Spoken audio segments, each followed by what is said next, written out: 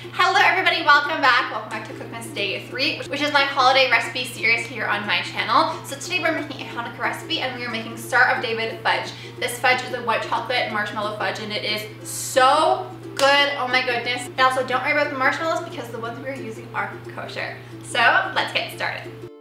So first you want to place some white chocolate chips and butter into your microwave safe bowl and microwave for 1 minute or until melted. Mix well, then add some condensed milk and vanilla extract and mix to combine. And so for the white chocolate, I actually use Lindt chocolate bars that I broke into pieces. And basically the rule is the higher quality chocolate you use, the better the fudge will taste. But it also costs more, so white chocolate chips are totally fine, but if you want it to be a little bit smoother, I recommend using white chocolate bars and just breaking them up into pieces. Then dye the fudge blue with some food coloring.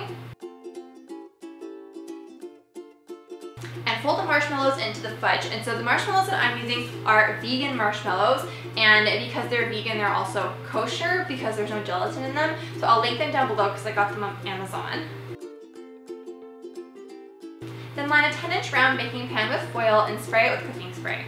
Pour the fudge into the pan and smooth the surface.